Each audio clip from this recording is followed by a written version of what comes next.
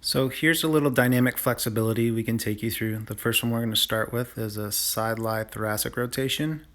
What you're going to want to do is pull your knees up as high as you can towards your chest to lock out your lumbar spine and hang on with your top hand like I am there.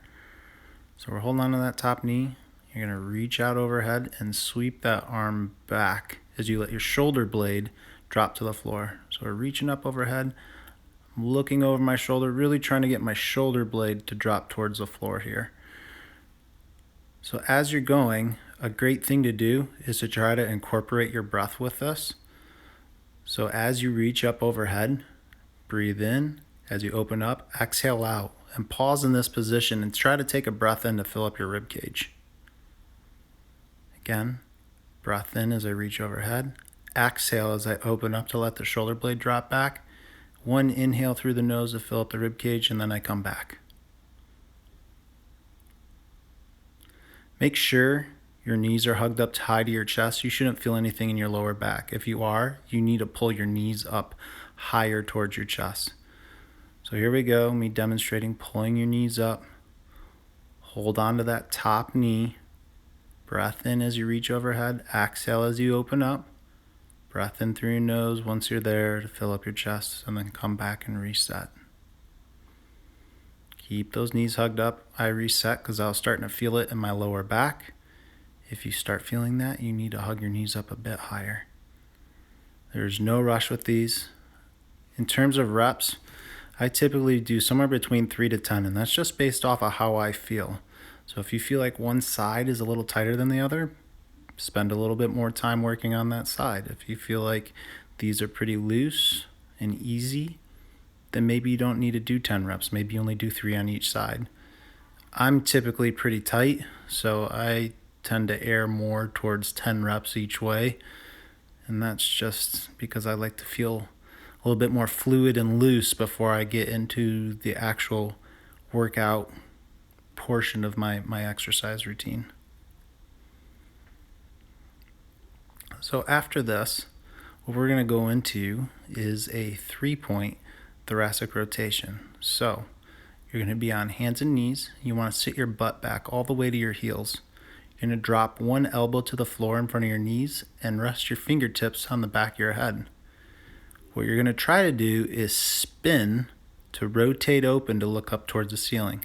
What you don't want to do is use your lower back and lift your chest off your knees. So we want to try to spin as much as we can. We're going to give you another view here from the front. So again, my butt's seated all the way onto my heels, elbows on the floor, and I'm just trying to spin almost like a rotisserie chicken. If you put a skewer right down my head, down my spine, I'm trying to spin around that skewer. I'm doing an okay job of it. It's not fantastic. Same thing in terms of reps. Whatever feels right for you, till you feel like you've loosened up and you can open up and rotate through there. So here we're adding a few things together.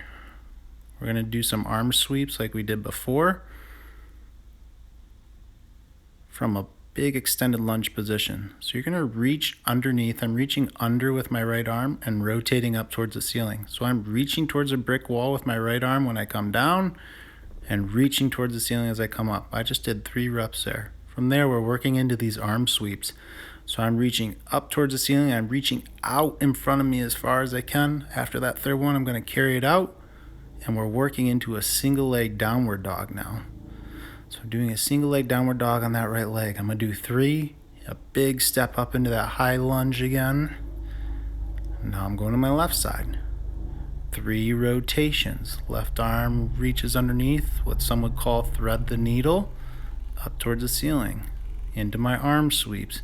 Big reach. What you want to try to feel here is your lat and your teres, so right underneath your armpit, kind of open up and also opening up through the chest and pec. When you're doing your downward dogs, what we want to make sure is we got a nice rigid core so you can feel a little bit of length coming from your hamstring and your gastroc, so your calf muscles. I did 3 of these on each side, so 3 reps of everything, 3 times each side. Why? Again, just because that's what it feels like I need to do. Okay, this is all about getting loose and getting prepped for exercise. Specific reps and numbers are going to vary from individual to individual. So do what feels right for you and kind of go off that.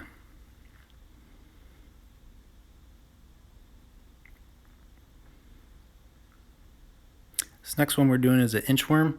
You're going to walk out into a push-up position, keeping your knees straight. You're going to walk in using just your ankles.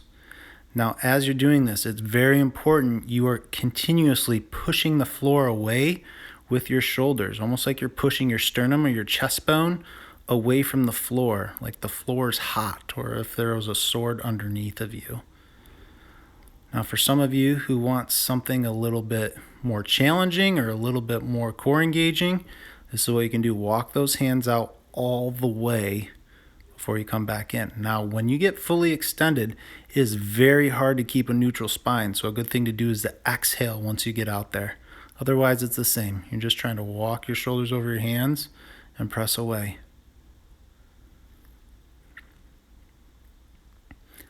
I think the most important thing to focus on with these is that core position, as with most exercises. Pressing the floor away and pulling your chest and your ribs up towards the ceiling will really help. Best of luck. Hope you guys enjoy this.